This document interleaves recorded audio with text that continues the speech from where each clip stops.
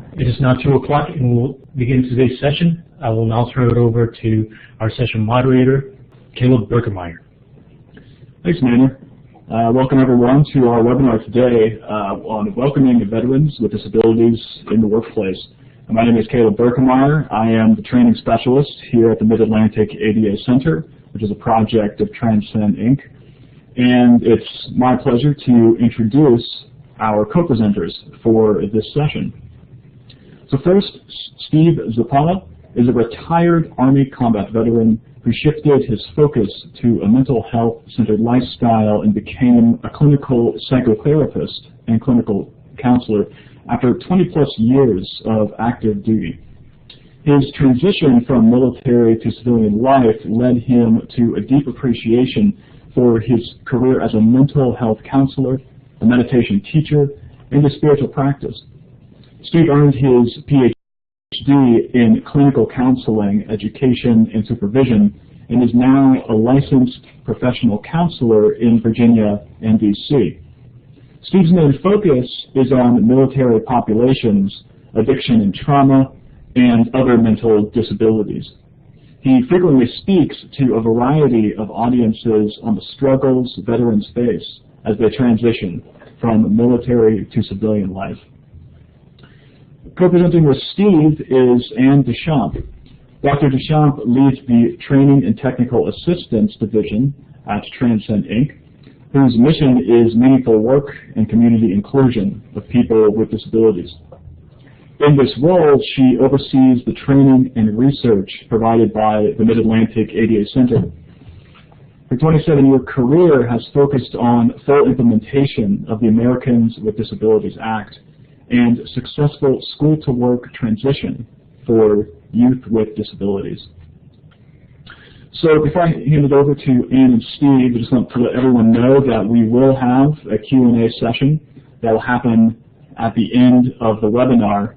So as you listen to Ann and Steve, if you have questions, go ahead and type those into the chat box, and we'll try to get to as many of those as we can at the end of the session. So with that, Steve, Ann, I'll turn it over to you. Thank you very much, Caleb. Welcome, Steve. Thank you. Really good to be here, Ann. And welcome everybody out there listening. We're really excited to talk to you this afternoon about welcoming veterans with disabilities into the workplace. Slide number 13. We are going to cover quite a lot of material and hopefully save some time at the end for your questions. And we're going to start off, Steve's going to start off talking about who is a veteran. And Steve did a pilot study talking to veterans about what they want employers to know. And so we're going to talk about the results of that study and then kind of translate into that into the workplace. And so we're going to paint a picture of military culture and kind of military culture one-on-one, and then start looking about how those aspects of military culture could transition into the workplace. Then we're also going to talk about common disabilities we see in many veterans that could be transitioning into the workplace. And we're going to spend some time talking about reasonable accommodation, because the first part is going to be giving us a picture of military culture so we have an idea of the environment that these veterans are transitioning out of, so we can keep that in mind as we create a welcoming environment in our various different workplaces. And finally, after kind of reviewing the accommodation requirements, we will talk about, in light of this information that we've just presented, how can we create the most welcoming environment possible for veterans who are transitioning in. And of course, we'll include resources and some questions as well. So slide 14, please. The purpose of this session is to educate all of us about veterans with disabilities and their issues transitioning to the workplace, and to learn how to create a welcoming environment for veterans with disabilities in the workplace. also to enhance the awareness, and I think this really is our main focus, of unique aspects of military culture that our audience might not be aware of, and then identify the attitudes and behaviors that can affect veterans with disabilities and examine how that might impact on employee engagement in the business culture. And if we get through all that, it'll be a success. So, having said that, let me turn it over to you, Steve, to talk to us. Tell us about veterans and military culture. Okay, I think if we want to go to the next slide, 15, we kind of just start from here. And it was, again, really good to be here today. And as Caleb just read in my bio, even though I'm an Army retired officer, I don't claim as an Army retired officer to know everything about Army retired officers, nor do I claim to know everything about other services, Air Force, Navy, Coast Guard, Marines, and the different rank structures. So what I do know, though, is that I often need to be reminded, just reminded about certain similarities, certain sensitivities that I know and I'm aware of from my time in the service that, in a general sense, can be really important and helpful for employers and for HR folks and for all of us to help remember as we integrate veterans into the workplace or also work with others. So I think as a takeaway message that I usually like to leave is, there's so many similarities and there's so many differences. So what do you do with all those similarities and differences is really comes down to, again, just the idea of remembering to include some of these, or even just to consider these messages, consider these different themes that we're going to come up with today. So by way of introduction, I just offer that. And I think it's important to recognize how many veterans there are. Obviously, I can't be able to see a show of hands, but I would say, who out there is a veteran? And you might be raising your hand. I might ask who is a family member of a veteran. I might ask who has a relative of a veteran. And I might ask who just knows veterans. So by this time, my guess is most everyone's hand in the room is up in the air, and which kind of leads us right into the notion of how important of this is to kind of get a feel for. So when we look at a veteran, again, we might not know or recognize who one is. We don't all have our uniforms on when we leave the service. And by definition, as I researched the term military veteran, there's really no standard legal definition of a military veteran. In the great bureaucracy of ours as it relates to the government and the services, each service has a slightly different version of their own definition of a veteran. But in general, I offer this one here that shows a former member of an armed force service who was served on active duty and discharged under other than dishonorable conditions. So that's the definition we'll kind of go with here right now, and I'll get into a little bit more detail for those of you who are not familiar, and again, those of you who are, could be again a reminder. We have different components, all that have kind of a different flavor, a different culture in and of themselves, and to include the active, the guard, the reserve, officers, NCOs, warrant officers, enlisted. And again, there's so many similarities and sensitivities to these groups that are similar and different. But the important aspect is to just recognize that there are possible themes that go along with each of these groups. There's differences in experiences and combat experiences, special operation units, positions, and jobs. And of course, everyone that has been around veterans know that that veterans have their own language, symbols, gathering places, and often use a lot of acronyms. I don't know who's out there smiling, but I know every time I talk about acronyms, there's always a few that people come up with on their own.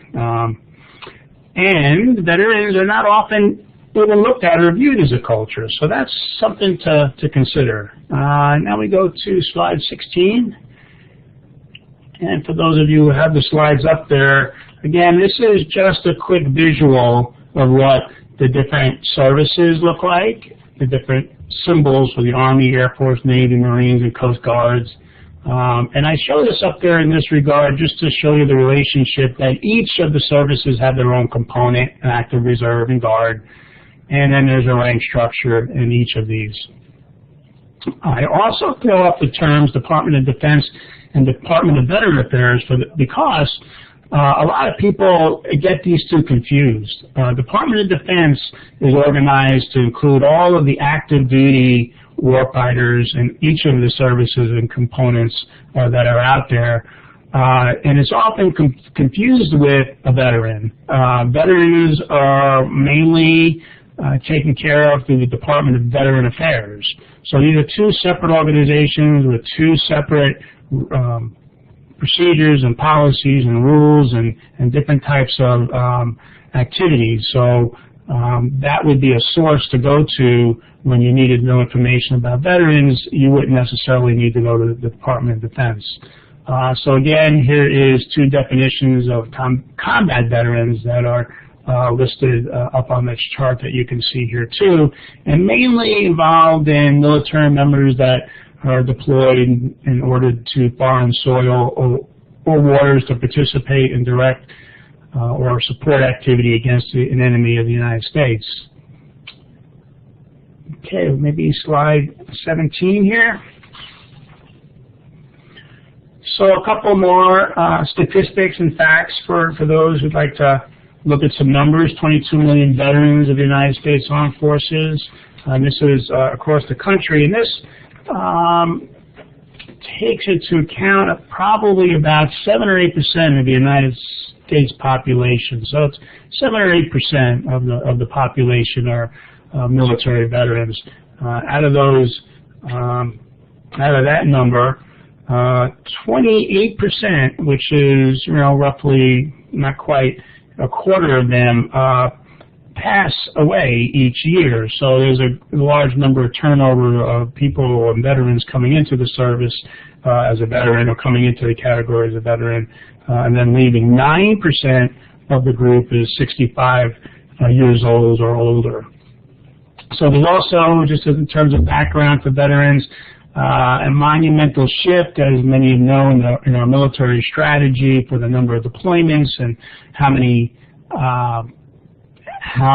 turnover in jobs that we experience. So this shift on stress on the combat veterans is significant over the last many years.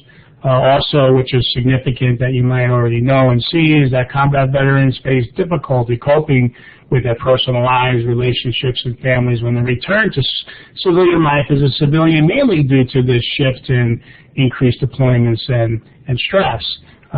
From that, we have been under an epidemic of 22 veteran suicides daily, which is a very large number. 46% are diagnosed with a mental health illness affecting their ability to function in society. So, slide 18. Next slide, please. Thank you. So what I was able to do in my job, I retired about 13 years ago and decided that I would like to know a little bit more about this effect of the transition and what the transition had on me. So I was able to receive some information and get some help that led me to going back to school. So when I went back to school, I was able to enter a counseling program, and that was not my functionary in the service. I was a combat arms officer, and I was able to learn a little bit about what we needed to do in order to do counseling for veterans and all people. So that's what I do now, and I lead that into this slide because I was able to do a study on the veterans that I see now in my practice on what they thought the question that I posed to them was, what do they think that an employer would like to know about a veteran? What would they like to know about you when you came into their HR, when you came into their organization? And the next few slides that I'm going to present just real quickly are some of the exact verbiage of what was said to me from my clients and from other people that I was able to interview. So I interviewed 10.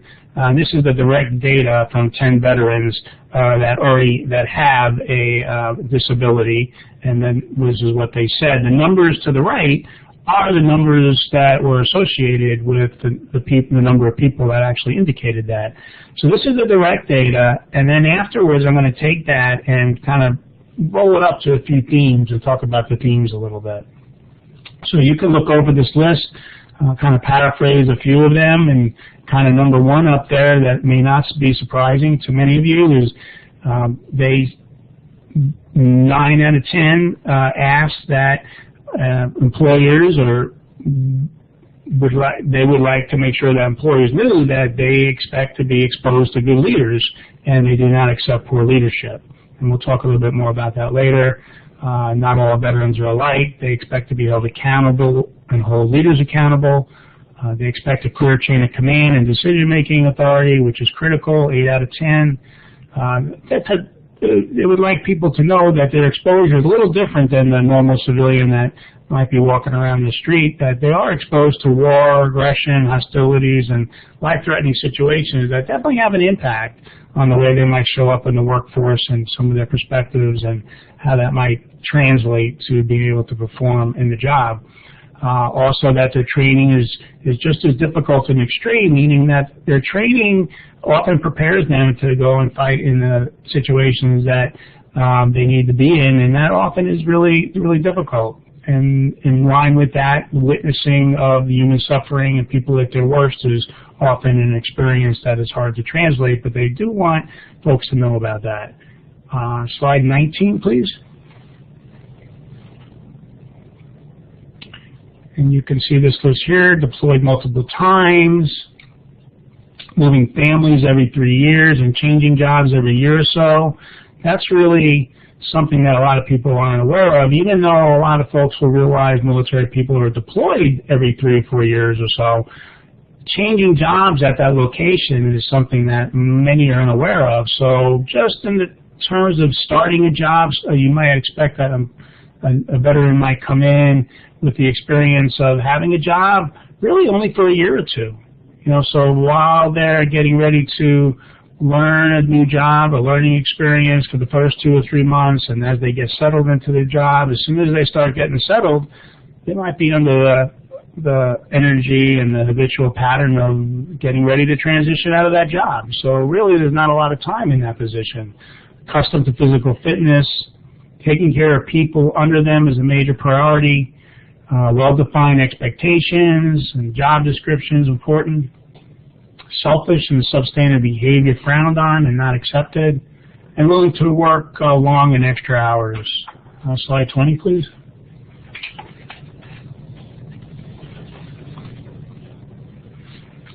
Okay, this is some direct quotes, straight shooters and tell it like it is, not political. Motivated by values and service versus business and money, you might expect that. Like to think outside the box. We'll talk a little bit about that one and all of them here in a minute. Expected opportunities to lead, motivated by rewards. The family component is very important. Enjoy working in teams, the same as other people. And they're used to time off and not just quote-unquote Mickey Mouse stuff just to work on. Slide 21. So taking that last 3 slides and grouping them now into a few bullets, I'll try to kind of point them out to you and offer some suggestions or some ideas that might be helpful in order to integrate veterans into the workplace. So the one that came out the most on the slide was good leadership. So you could tell that even though not all people in the military might be good leaders themselves, or they might not have even been exposed to all good leaders, they've been exposed to a lot of leadership. So they know what leadership's about. They know good leadership. They know when leadership isn't that good. That's primary business of a lot of military units is leadership.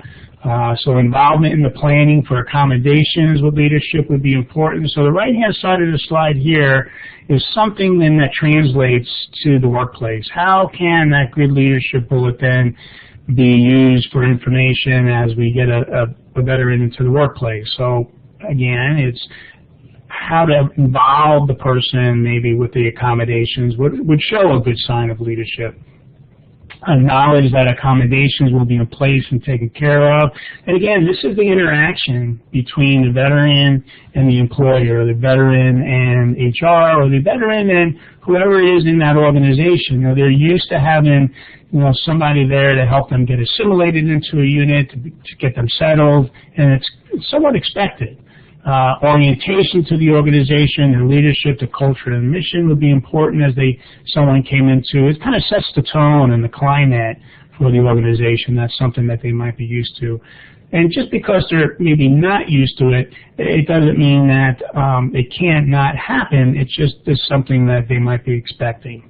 And ensuring all leaders in the organization know how to address disability concerns, and that's something I think I was going to talk about a little bit later. So this concept of good leadership is really an important theme. Let's see, I think we can move on to slide 22.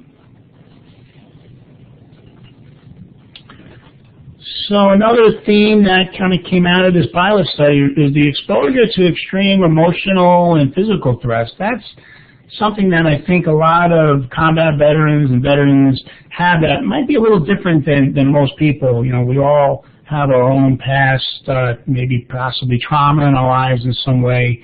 So that's not to say nobody else does. But in this case, in the military, as soon as someone comes into basic training and they start off on learning how to do basic military skills, you know, they're often exposed to the possibility and the idea of extreme physical threat as well as emotional. So the knowledge of individual concerns would be important to know from an employee, the placement and orientation, perhaps of as far as accommodations, the placement of a cubicle or an office, access to routes and evacuation plans, just a heightened sense of safety for the self and others. Physical conditioning and family time is very important. And I put that one in here because of emotional threats. We also know that physical conditioning and family helps really significantly in dealing with, you know, different stressors as it relates to emotional well-being and well-being in total. So again, just the notion and the idea here that there is a difference in, you know, how people in the military have been exposed to harm in a way where others may never have been exposed to that and have learned different ways to deal with that that might not be so helpful even in the workplace. So they've worked in different times in different ways in their units, and they don't work all the time in other places as well. However, it doesn't mean that they cannot be considered and try to understood to help them see that they can handle potentially this emotional stress in a different way. Slide 23.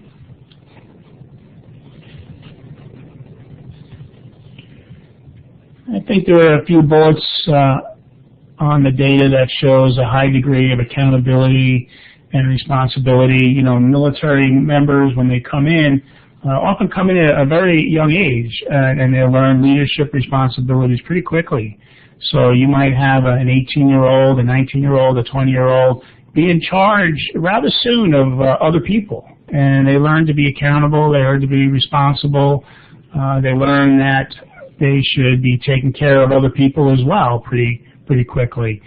More so than maybe you would normally expect somebody coming right out of high school back here in the States in a job somewhere else. So autonomy to some degree is very important because they're being asked to protect and take care of themselves and accountable and responsible. But they're also expected to be held accountability for the team success and failure.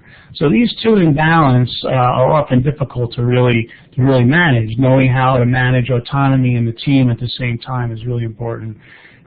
Again, this has been a common theme about involvement in the planning process. Many people, I think, are under the impression that because they are a military member, they should just do what they're told, and they're good at used to following orders and just do what they need to do. But perhaps, sometimes that's true to a point, but it's also in balance with given the flexibility, given the opportunity to be creative and do what they can on their own. So, Steve, I have a question for you.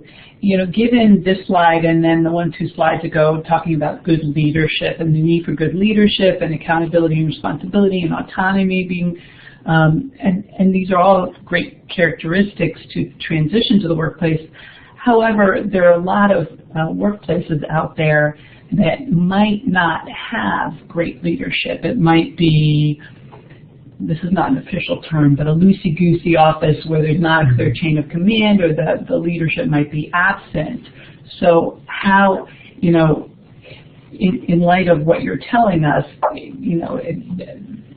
is that not the ideal environment? How can a veteran survive in that kind of office and thrive there? Are they going to step in and show their leadership qualities maybe at that point? Or? I think that's a great question, and I think it's kind of a two-way street when someone comes in and sees that. If a military person comes in and sees that there is maybe a lack of leadership or some weakness in that area, their intuition would probably to be offered to be able to help and to step in and give a hand to the leader, and not necessarily train them, but to be able to help support them and be there to show them how they might be able to do things maybe a little differently. But it's got to be a little receptive and a two-way street in communication. So how does the leader then take that in a way where it is supportive?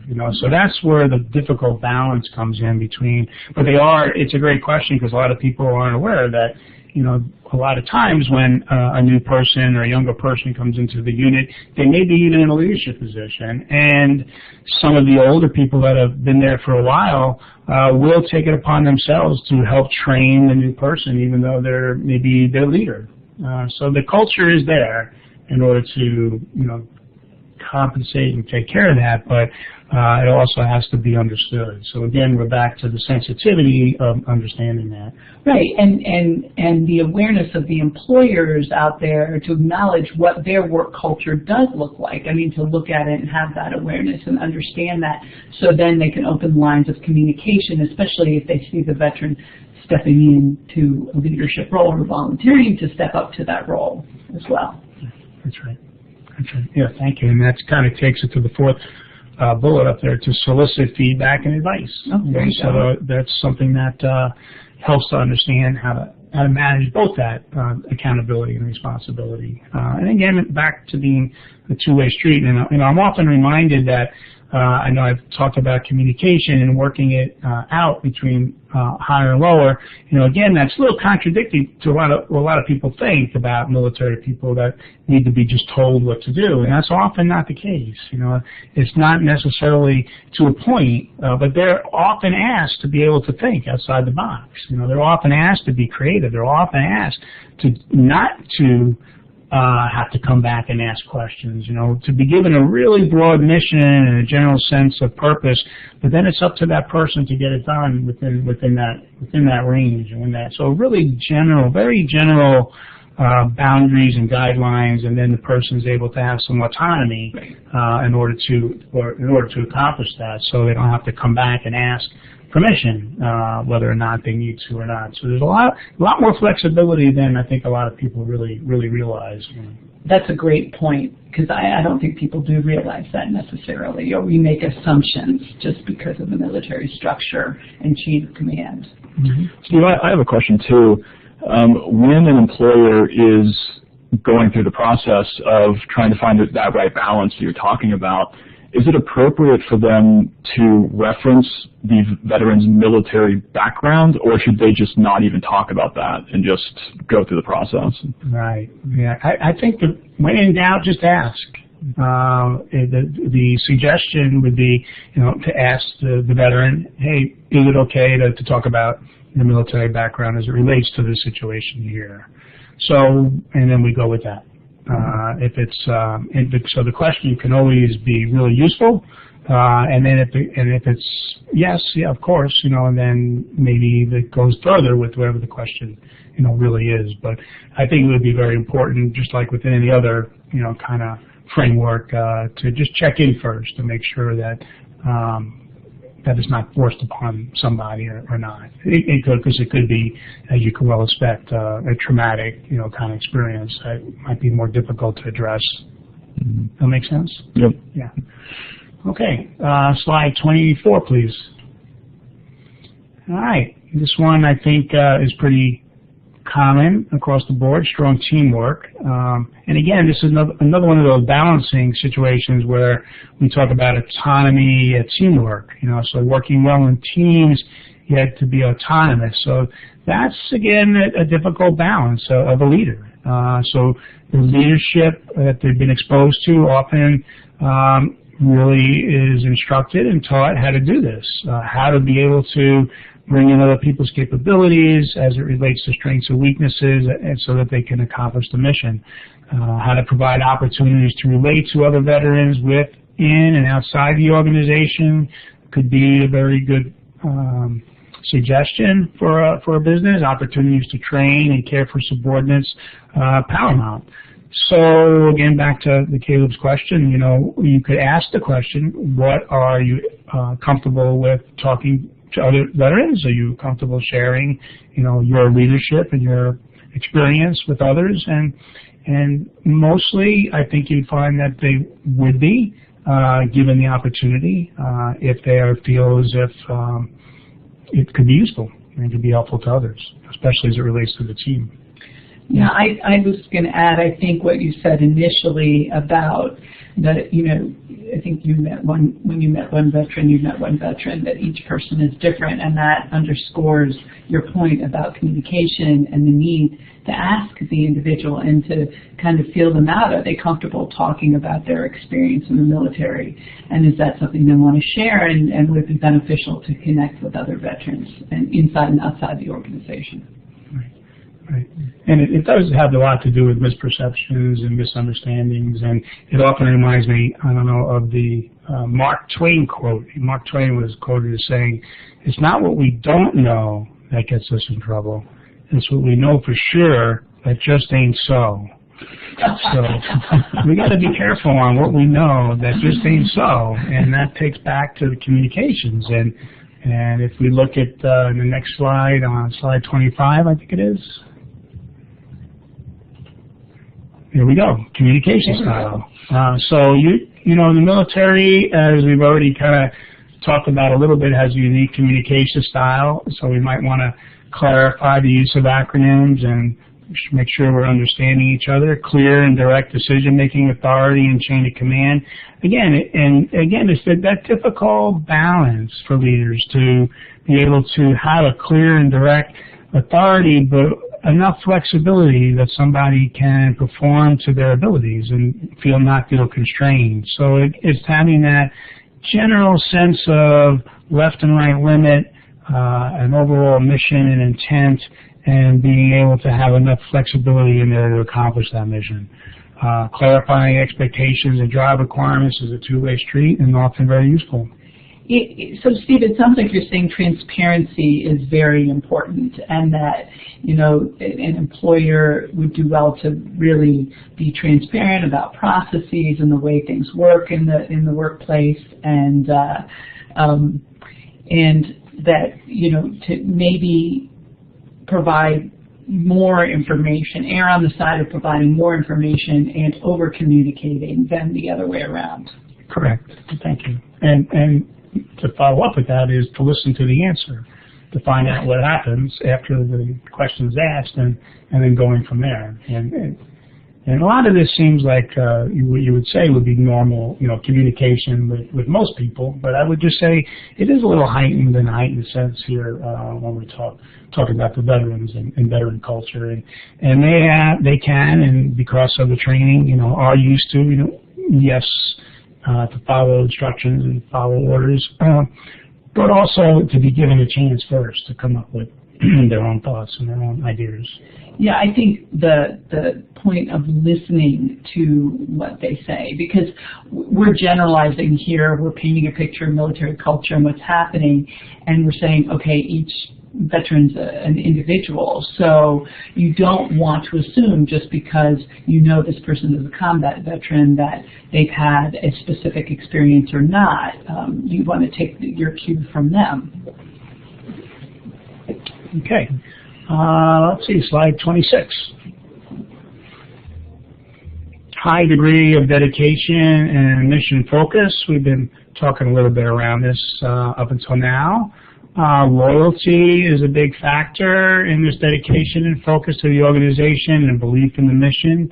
You know, more than a job. Usually you'll hear that from a veteran that joins the service for that reason to begin with. And that will come in with that expectation and attitude, and sometimes they expect that from others.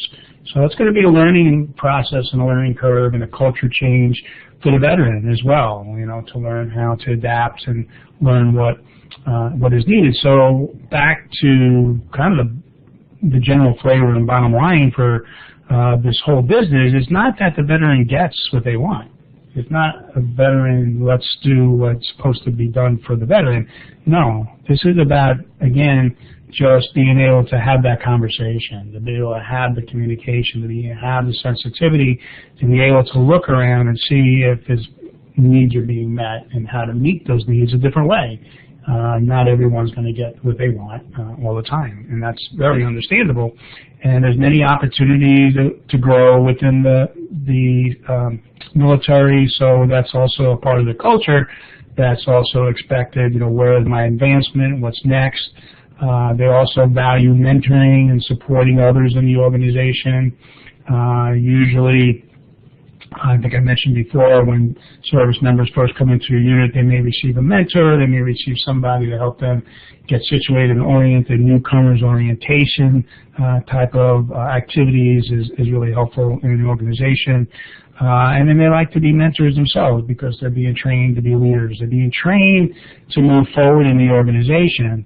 So that becomes a priority even over some of the activities that are taking place. You know, so for instance, when I was in my unit, if I had a soldier that needed to go to school, but at the same time I had a big evaluation coming up for my unit that was really going to be really important to my evaluation, then it is more important to have the person go to school to really advance the person, or to advance the soldier and to get their self-development and professional development versus my own evaluation of the unit. That's kind of the mindset. So if an employer has a mentoring program in their workplace, which I know many employers do, that is definitely something that a veteran might have been exposed to in the military. Yeah, and I might suggest that if you have a veteran, that you ask them if they would like to be involved in that program at some level, even as a mentor, or you know, at least ensuring like anyone else that would come in, they'd be mentored.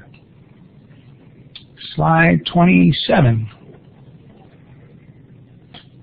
We've been also saying this pretty much all along so far, the different yet similar experiences. It's important to get to know the individual and experiences in the military. So again, just asking the question, just not ignoring or not excluding, just an inclusion of being part of the process. And again, the stigma a lot of times is that they're not included, or they don't need to be included, or somebody doesn't need to be included. And that's not necessarily the case, because in the military there's a planning process when their operations are being developed and conducted, that they be included for their expertise, because each person has an area that they be relied on, and they bring in their information, and it gets assimilated and integrated to the overall plan. And this is something that they expect. They expect to be brought in. They expect to be considered. And then they also know when the decision is made to salute and drive on. But there is that upfront piece that says, hey, where's my role before you tell me what the decision is. Service members are often involved in the planning will offer courses of action and the disadvantages and advantages of the course of action and make a recommendation. And they really value themselves. They'll be able to be the expert and lay all that out for a decision to be made. And then once the decision made, then the action gets taken. But just to be involved in that process is what they're trained to do, what they're asked to do, and what they feel a lot of pride about. Slide 28. Okay, so I'm just going to move on to a couple of general considerations and other cultural considerations that weren't completely identified in those last few slides as it related to the pilot study. Indirectly here you can see that many veterans, I would say, are actually predispositioned prior to service. So a lot of these considerations and cultural things we brought out might be a result, yes, of their military service, and it might be validated in their years of service or however long they were there. But for the most part, most of the people that came in the service really, I would just say it this way, knew that they were entering the service before they signed up. So they kind of had an idea what they were getting into. So you might say they were predispositioned that way beforehand. And that's important in a way to know that this is not necessarily just a military developed position or culture. It could come from the culture before that. You could also expect that perhaps trauma might be a significant part of their culture. A sensitivity to triggers and heightened sense of safety might become more important. Again, these are sensitivities and considerations to keep in mind. Another strong consideration is the mental health stigma, and asking help from others is usually very difficult for most people, and I think especially for veterans. For the most part of the culture when they leave the service. And some units and some organizations are much better than others, but for the most part, there still exists, and I think all of the services, and again, some better than others, that will not really allow service members to get mental health help before they leave.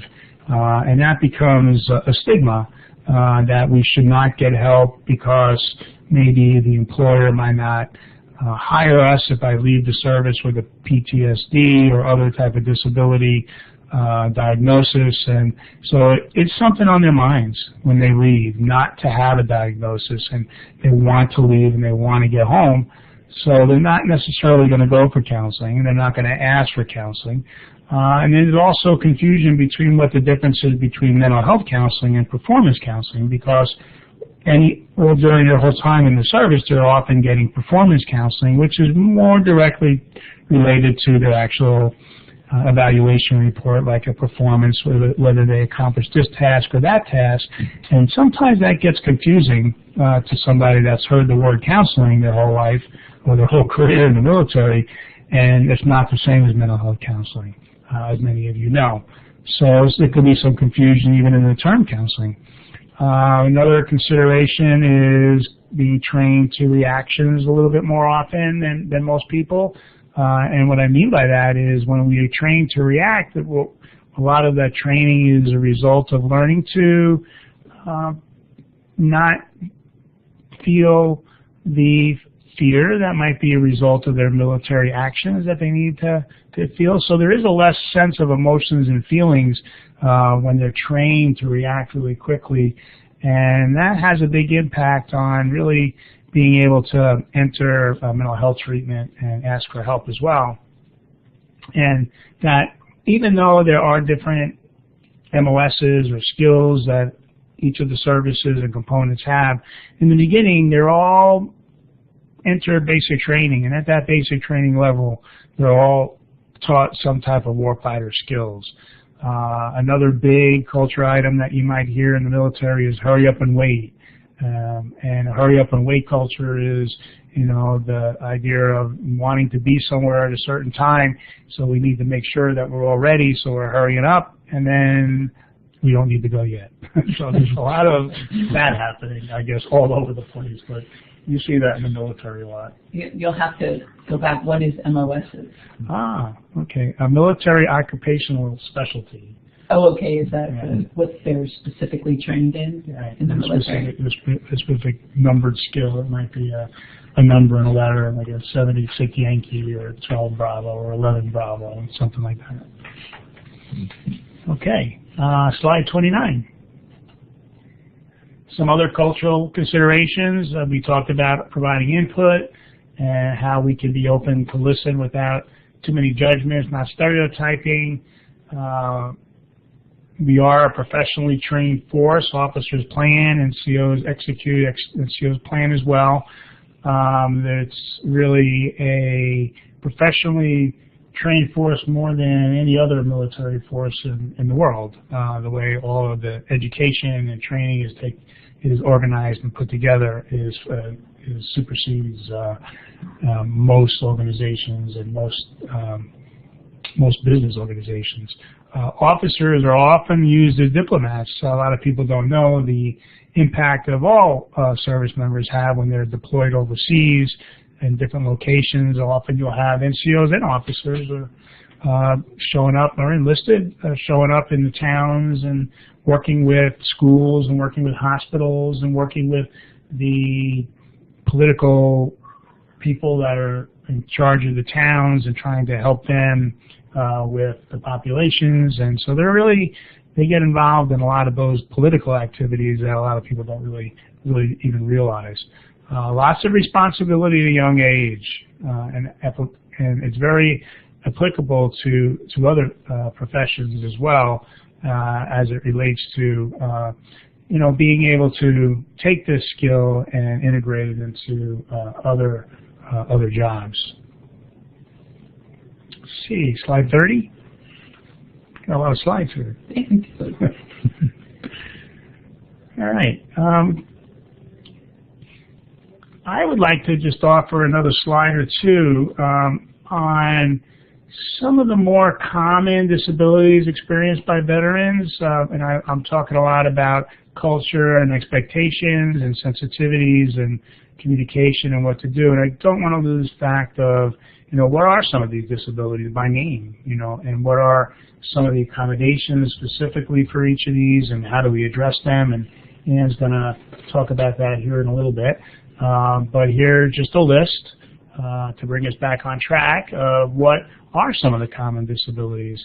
I've been talking a lot about mental health, but I also don't want to forget physical health, and I also don't want to forget the connection between physical and mental health, because a lot of people that are amputees have hearing loss, back problems, musculoskeletal disorders, other types of losses. Also can, maybe not, have some type of mental health condition related to that. But that's something that's got to be considered.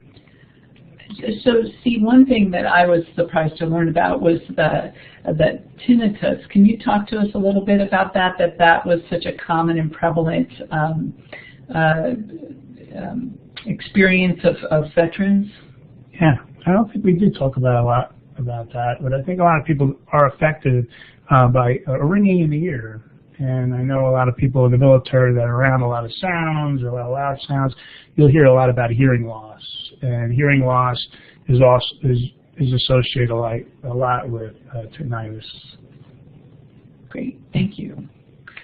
I also, as a transition to slide number 31, I asked Steve to specifically address. We're not going to go through each one of the disabilities that Steve just mentioned, but I asked him specifically to talk about post-traumatic stress disorder, or PTSD, because, I think that PTSD has gotten to be part of our lexicon, and we use it all the time to describe things, and so it's kind of lost its meaning in terms of, especially when referring to veterans and in the context of veterans with PTSD. So if you can educate us a little bit about PTSD and how that applies to veterans. Yeah. Well, thanks, Ann. And I do have a slide up here for PTSD, and this does not include all of the information, all the important information related to PTSD that could possibly be expressed here. So it was hard to just pick out a few. So I'm just going to talk a little bit more to some of these. And PTSD really does have an effect on most people, even outside of the military, depending on how they were raised and what type of trauma, what type of really serious life-threatening exposure or actual threatened serious injury or sexual violence has happened. And we know that in businesses that involve in harm-related work, to include the police force and firefighters and paramedics and people that are around life-threatening, situations where they're even helpers, they're often on overdrive to help, and we often need to survive. So in order to survive, we really have to bury and push away a lot of the ugliness, to use a lack of a technical term, of what's taking place, and you could also call it fear that we cannot deal in order to help. So when we're avoiding that, it really has effect on the human body as we bury that fear, and in order to feel comfortable and be able to get through it, we think about things differently in order to protect ourselves, and then we're unable to feel that feeling, and then we learn habits and strategies and behaviors to get around that discomfort. And how we learn how to get around that discomfort often turns out to be a pattern. So 7 to 8% of that population will develop PTSD.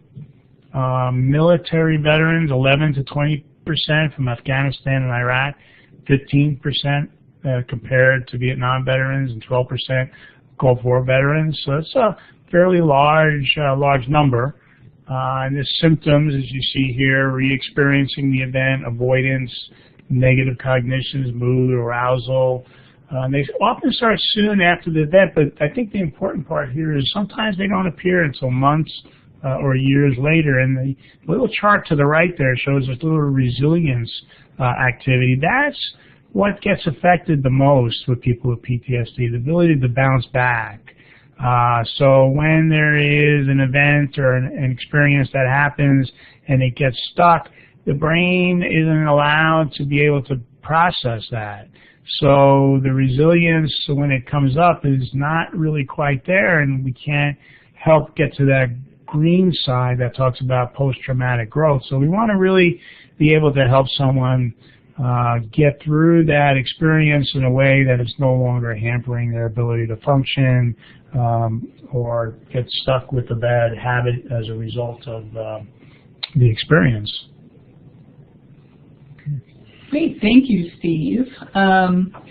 We are now going to transition to slide number 32, and I'm going to talk a little bit about reasonable accommodation.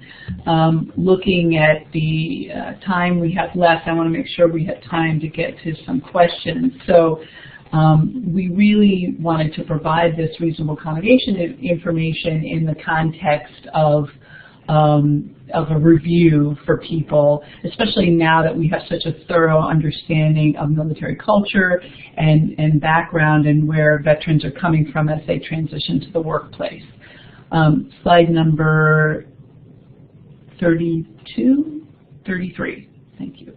So in review, reasonable accommodation, our definition from the law is any change in the work environment or in the way things are customarily done that enables an individual with a disability to enjoy equal employment opportunities. And again, the purpose of reasonable accommodation, the reasonable accommodation provisions under Title I, the employment provisions of the Americans with Disabilities Act, is to provide equal employment opportunity, an opportunity to obtain same level of performance or enjoy equal benefits or privileges of employment. It's really the provision that levels the playing field to allow people with disabilities to compete with people without disabilities. Slide 34.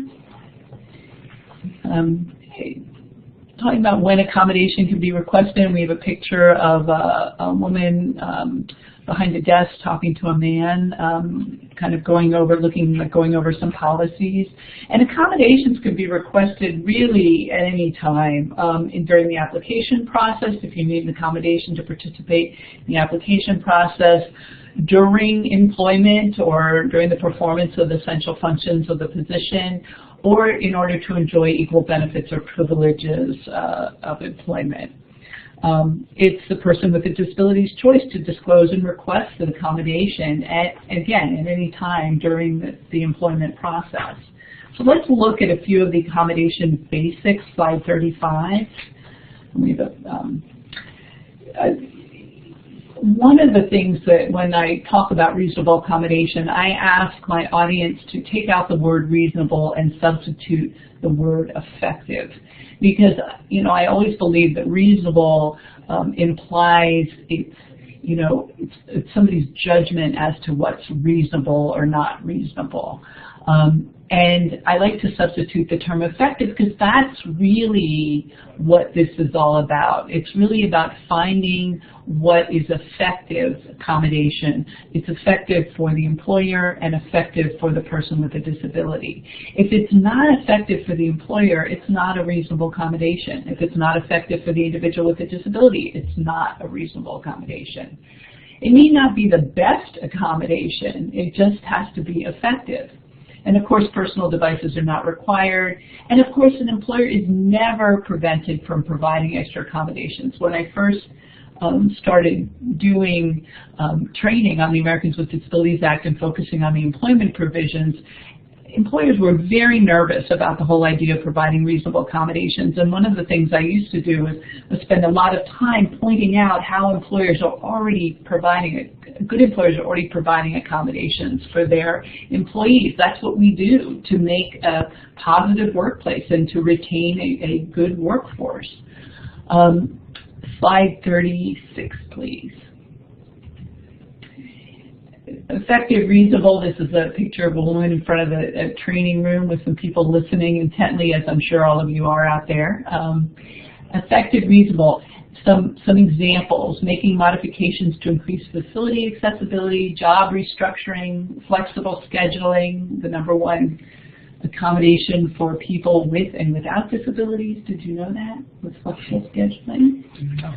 No. Acquiring new equipment, providing qualified readers and interpreters, modification of the application and testing procedures and training materials. Slide number 37, please. So let's review some of the basic roles and responsibilities. It's the responsibility of the employee to request or disclose, request the accommodation, and sometimes, especially if it's non-apparent disability, they need to disclose their disability, and they might be asked to provide documentation depending on the circumstance. And then it is the employee's responsibility to participate in the process. It is the employer's responsibility to verify the need for the accommodation, to maintain the employee's confidentiality, and to participate in the process.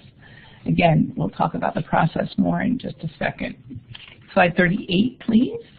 Speaking of the process, most important aspect underlined and highlighted of reasonable accommodation. Reasonable accommodation is an interactive process, and that means it is interactive between the employer and the person with a disability. And you talked at length, Steve, about how important communication is with veterans. And as they're transitioning into the workplace, we can't underscore that enough. And that comes into play here with the reasonable accommodation process. Every employer may have a different process to request and provide reasonable accommodation. But one thing that they all have in common, or that they all should have in common, is that there is an interactive process involved, that the employer is talking to the person with a disability about what accommodations may or may not be appropriate. And the person with a disability is providing information to the employer. And so it becomes an interactive process. Some questions to cover. What are the specific essential functions the employee is unable to perform? So how do you know what you're accommodating unless you know what the employee is having difficulty with? Yes, Steve. And just a point, or maybe a question too, is when a veteran, and this is related to a veteran coming into the workplace, or it could be anybody, how would they even know to even ask, for this accommodation? How do they? Well, that's a great question, and it is the employer's responsibility to make sure they let all their employees, veterans and non-veterans, know that they provide accommodations for qualified employees with disabilities.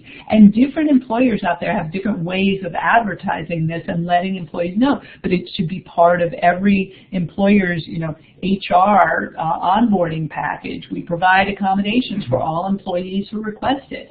And I know this is something that we've talked about before too. One of the biggest issues that we've seen is that there are a lot of veterans that do not know that they're entitled to accommodations. Isn't that true? Right, and I think something that comes up a lot is in the system for disability, a lot of veterans will be given a percentage of a disability. So someone might come in with a 30% disability and be under the impression that doesn't qualify them for an accommodation because of a disability. And it's not really understood that even a slight percentage of a disability is still a disability. So well, because we're talking about two different definitions of disability, because you're operating in the military world, in the veteran world, a percentage of disability, which is not what the Americans with Disabilities Act is talking about. There's a different definition of disability, and unfortunately, the veterans are well tuned to percentage disability and what does disability mean under the military umbrella, and that doesn't always translate for them. They don't always necessarily get the education they need to translate that to the workplace. Right. And so just like all people, it'd really be important to let veterans know that it's okay, again, to ask for help and to ask for a disability, which is difficult for just about anybody, but more so for a veteran, I do believe. Absolutely, and it is so. I'm so glad you brought that up, because it's so important for employers to be really clear with all their employees about the process for requesting an accommodation and what they need to do, and where they can go if they have questions about that as well. And for employers to be cognizant that veterans transitioning into their workplace are not necessarily going to know what an accommodation is, that they might be entitled to an accommodation, how to go about requesting an accommodation. They might not be familiar with any of this. And so, we would love to do outreach and educate more veterans, and I think we're trying to, about their rights and responsibilities under the Americans with Disabilities Act, and make sure they're prepared for that transition. But it's important for employers to know that they might not be. They might not know about this, and they might learn over the process of, while they're being employed. So other questions to consider. What documentation do you need to verify? Do you need documentation to verify the need for the accommodation, and what kind of documentation you need? And what accommodations will be effective? One of the things we work a lot with people with disabilities transitioning into the workplace, and we really encourage them to come to an employer if they're going to request an accommodation with suggestions and ideas, and keep an open mind, because it is an interactive process between the employer and the employee. Okay, slide 39, please. Okay, some advice for employers on providing reasonable accommodation. It's so important to know accommodation resources. We are going to talk about them at the end of the presentation, but develop expertise, streamline the process so that it's not different in every department. Make sure it's a streamlined process and that everybody is aware of how it works, particularly managers and supervisors who are receiving the requests for accommodations. Clarify sources of funding. Make sure managers and supervisors understand how funding works. And centralize the tracking and reporting so you can keep information and documentation and necessary data. Clarify who has a role in the process, and most importantly, who does not have a role in the process.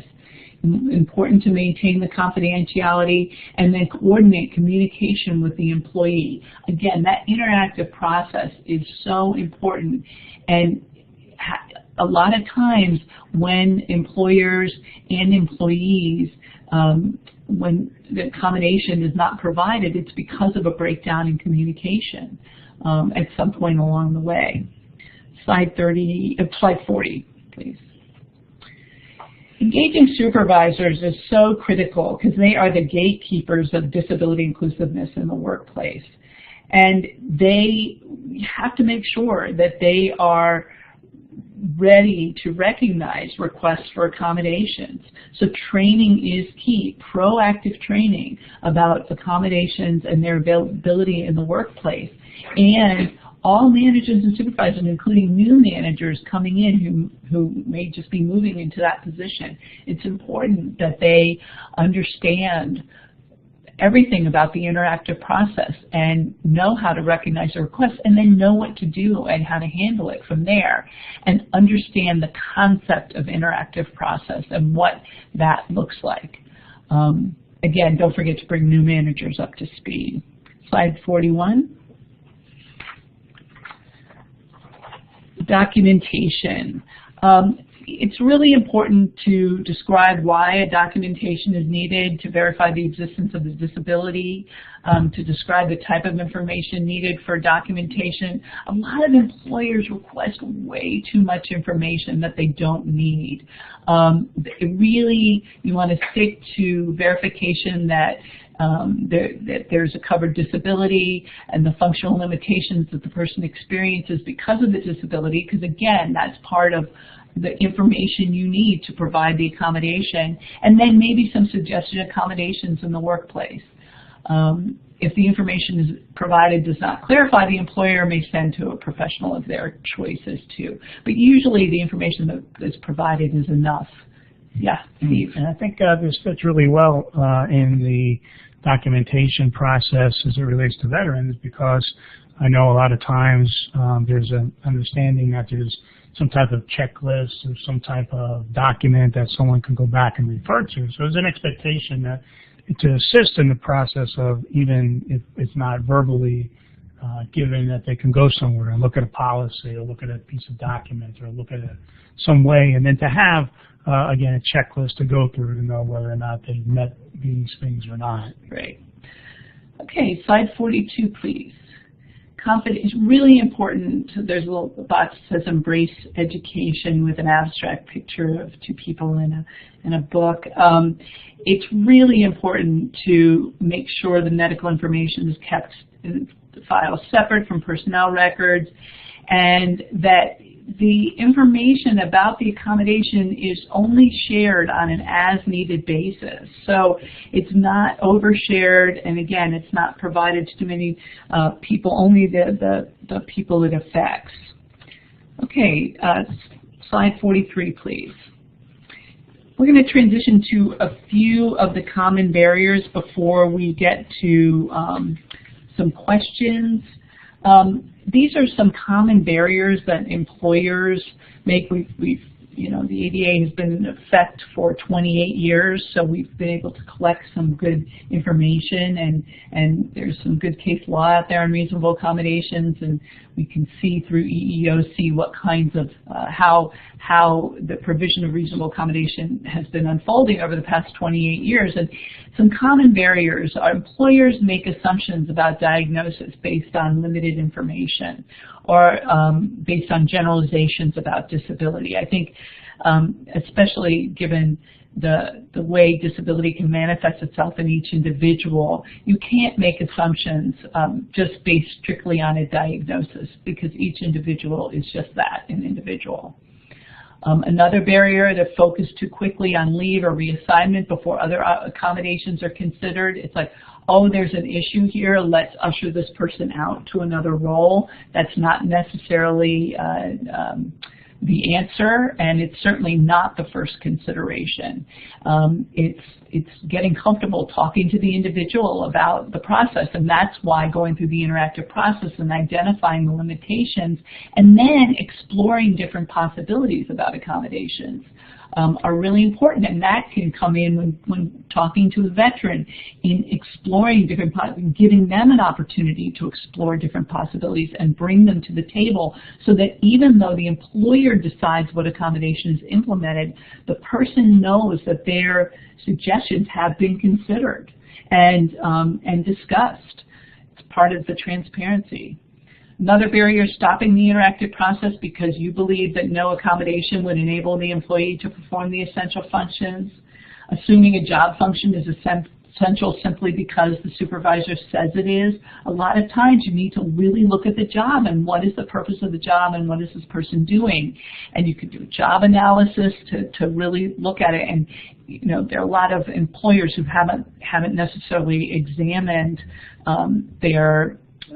looked really at their jobs in a long time, so it can be a worthwhile exercise. Or an accommodation isn't properly deployed, and that can make or break the success of the implementation. Slide 44, please. Other barriers, sharing with line managers all of the specifics about an employee's impairment. This is confidential information. It is not information that's shared. And again, that's why training is so important. Another barrier is, you know, coworker resentment around accommodations being implemented for people with disabilities. Well, you know, one way to address that is ensuring that all the employees understand that accommodations are provided for all people with disabilities. And that training should not be provided the day the person with a disability joins the workforce. That should be done as part of annual training for all employees, so that it isn't a big deal when a person with a disability comes into the workplace, and that accommodations are provided, you know, that fall under the umbrella of ADA, and then accommodations are provided that don't necessarily fall under the umbrella of the ADA. Dismissing a request because on its face it appears unreasonable, that falls under not going in through the interactive process. Being too reasonable by eliminating essential functions, and oh, we like this employee, we want to keep them, and they have a hard time doing this, so we'll eliminate it. Not necessary, and certainly not recommended. Inconsistency enforcing policies and standards, and not creating an atmosphere of trust, and ignoring the human element of disability in the workplace, which is very important. Slide number 45, please. Okay, a few more barriers. Eliminating accommodation because things have changed and we can't do it anymore. Considering performance and deciding whether a request is reasonable or not. Really, failing to engage in the interactive process because the employee request doesn't include specific ideas. And defining undue hardship too broadly. You know, when an employee comes and requests an accommodation, they do not automatically have to have the answer of what that accommodation is. That's what the interactive process is for. And, you know, there's so many factors to look at when considering reasonable accommodation. You have to be aware of these factors. Okay, slide number 46, please. Let's look at a few facts about accommodations. Fortunately, a lot of employers' concerns about reasonable accommodation when the ADA was first passed never came to fruition. Estimates that over 70% of employees with disabilities never request an accommodation, and 57% of employers report cost data that they paid nothing for accommodations. And 73% of employers report that accommodations are effective. One of the best resources for accommodations is the Job Accommodation Network, JAN, and that can be found at askjan.org. They have collected years and years of information about accommodations with lots of different ideas for every kind of disability under the sun. They also have a lot of resources for veterans and talking about suggested accommodations for veterans, which is very helpful. And they've been a collaborator of ours here at the ADA Center since we started, really. Slide number 47, please. And Steve, we're kind of transitioning to the end of our webinar. We have about 14 minutes left, and I want to leave some time for some questions as well.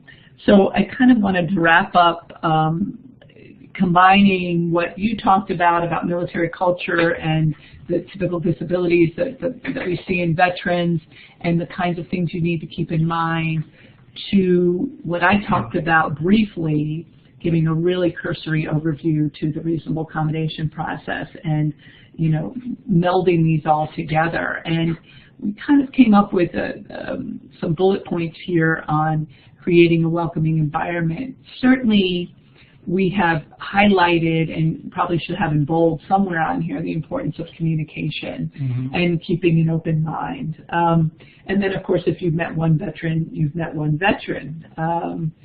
And remember that all of the aspects of the military culture that can transfer to the work environment, which you outlined really well, the leadership, the loyalty, the autonomy, the dedication.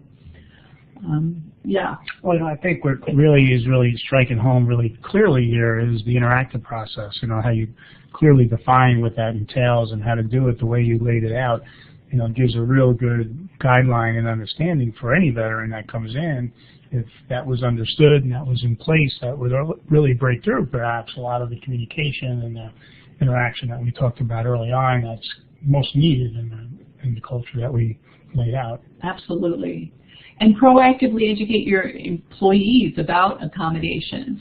And like you said, Steve, when in doubt, ask. When in doubt, ask, you know, especially if there are issues going on, you know, is there anything that you need to be successful, and how can we help you?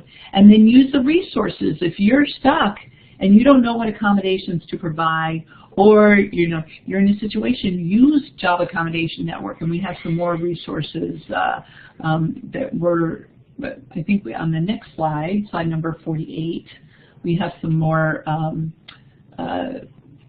resources. We have the Mid-Atlantic ADA Information Center here, adainfo.org, JAN, which we talked about, Job Accommodation Network. There's the Veterans Employment Toolkit and the Veterans of the ADA, a guide for employers, and then Hire Heroes USA and employment resources for veterans with disabilities. Just a few. There are a lot of other resources that aren't listed up there. So that brings us to the next slide, 49, questions. We actually have about 11 minutes left to respond to some questions. So Caleb, I'm wondering if there might be any questions out there. Oh, yeah, we have some so far. If anyone still wants to ask a question, you can still do that. Just type it right into the chat box, and we'll try to get to as many as we can. So Steve, one question that I have as I was listening to you is just about the transition situation right now in 2018. Like, are veterans still having a lot of trouble with this? Has it been getting better over time? Where are we at? Yeah.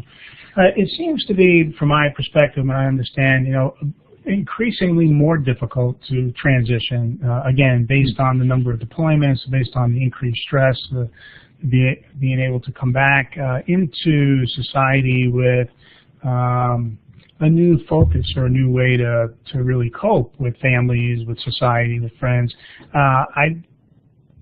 I really believe that more work needs to be done, and more emphasis helping soldiers before they, and airmen and Marines and sailors before they leave the service, how to help military members that are on active duty or deployed to transition back. There's a lot of emphasis and there's a lot of pressure to come back home real quick, to get back with families, and understandably so. You know, if you were deployed somewhere and you're missing your family for a long time, you want to hurry up and get back.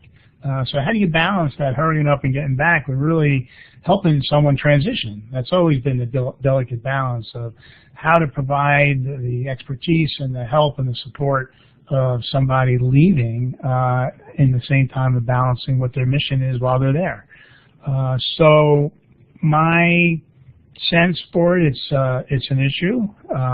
It's one that continues to need to be addressed and need to be satisfied at a lot of different levels, and it should be continued to be talked about and put out there to make it visible so that people can be aware of it and more sensitive to it as military members and veterans, transition back home.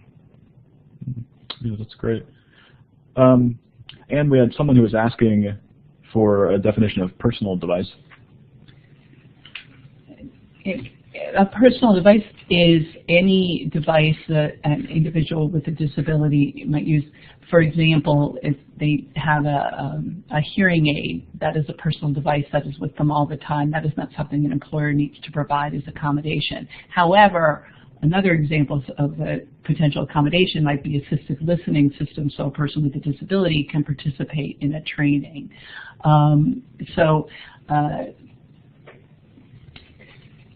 For other questions, specific ADA questions, I recommend that people call our 1-800 number, 1-800-949-4232, and you can get some answers to specific ADA questions. So, Steve, I'm curious about whether or not veterans, generally speaking, of course, identify as disabled. And of course, we know that there are some communities like the deaf community, for example, that they don't really think of themselves as having a disability. It's just more of a, a natural variation. And we talked about how the definition of disability, according to the VA, is different than the ADA. Do veterans who have a disability think of themselves in that way?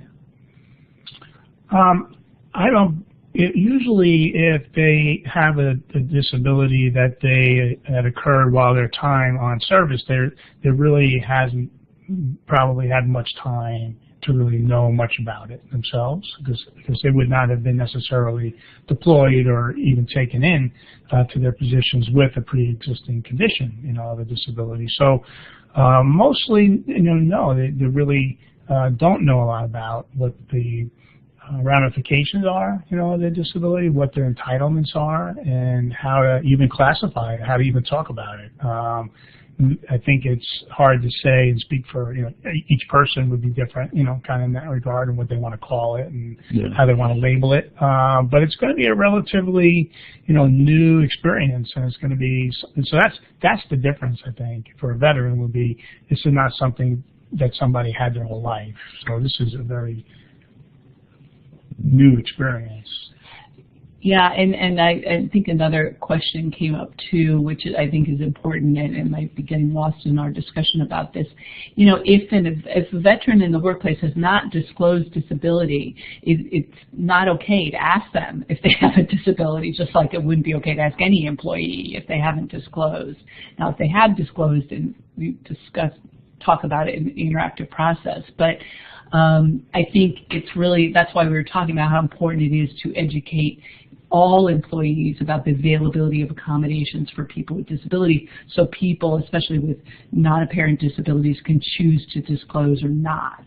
Mm-hmm. And I think, related to that, I think I might have kind of led to believe, in a way, too, that it's appropriate to ask about the disability. And I think what I'd like to say, it's appropriate to ask about their service or their experience while they're in the service, not necessarily if they have one or more about that, unless it's disclosed first. It's more important to really get to understand somebody or know somebody and what their experience is, and where they're coming from and what their background is. If a veteran is not predisposed to identify as disabled, do you think that makes it harder for them to ask for an accommodation? If they are identified, if they self-identify? Yeah, if they don't, because if you don't really think of yourself in that way, I'm just wondering, is there a connection between that and maybe, if you're having an issue at your job because of a disability, having a harder time asking for an accommodation? Right. And again, I do believe that could be different based on the person, and how they view it. And if I were to also offer kind of a general sense, the general sense would be again difficult to ask for help in that regard, of not exactly knowing what's available out there, to being able to do it and fix it ourselves, and to be able to just get through it. in any way known how, and not to consider it. There's so much culture and there's so much energy to consider it, something to compensate for, to get through and to push through, that it often isn't viewed as a difficulty or an area to ask for help for. You mentioned earlier in the section where you're talking about things that veterans would like employers to know, that veterans tend to be straightforward, they speak their mind. So in a workplace environment where maybe things aren't as direct, sometimes there are workplaces where things are a little more indirect, the communication, for example. How should employers deal with an employee who is more direct and speaks their mind? Like, they might be put off at first by that, but should they think twice? Right, and that's a great question, because that really is where a lot of the difficulty then starts to arise. So again, knowing the culture or the sensitivity or the possible characteristic of a veteran or this person beforehand might be the sign of a good leader, a good manager, to be able to address that, have an understanding of not treating people the same, meeting the person where they're at. We talk a lot about, what's the difference between a leader and a manager? A good leader or a good manager. How might a leader be able to really have that sensitivity to somebody else's needs, beforehand? So again, you're right. How not to react so quickly, to our own difficulty that might arise. Kind of a two-way communication. Mm. We have someone else who's asking about how they can find a job as a veteran who has a service dog, where they could or could not work. Mm-hmm. And do you want to? They can work anywhere. Yeah, There's exactly. a law called the Americans with Disabilities Act. Yeah, you don't have to worry about that. You can work anywhere. No, I understand how that could be a question. That service animals are fortunately widely accepted in the workplace, and we've been doing a lot of panels on service animals, and that's a whole nother webinar, Caleb, on service animals in the workplace. But really, all service animals are accepted in workplaces now, and so fortunately, because of the ADA, that is the case. So I think we've got about a minute left. So one more question. Oh, one more. Okay. Let's see. We have another person who's asking, what steps can a veteran take if the employer is not engaging them in the interactive process to find a reasonable accommodation? I guess I'd have to know more information about that. I mean, they can, have they made the I have a lot of questions. Have they made the request, and are they refusing to accommodate? The employee can, file a complaint with the EOC, etc., or they can, make sure to exhaust all opportunities in the workplace and talk to human resources and, make sure they have suggestions for accommodations, and try and stay as positive as possible. If the employer is not engaging, they haven't even entered the interactive process, so they can file a complaint. Again, I would recommend specific questions. Please call your 1-800-949-4232, and you'll get hooked into the ADA center that serves the state that you're calling from. And you can ask specific questions about specific cases and get into details. I apologize without answers to some of these questions about the details of the situations. It's hard to answer it. Yeah, so there were some other questions and comments we didn't quite get to, but we'll of course pass those along to our presenters, and they can try and answer those, or you can send them to them, and we'll give you their contact info. We have our contact info here at the Mid-Atlantic ADA Center. You can call the toll-free number that Ann mentioned, 800-949-4232, to get hooked up with your regional ADA center.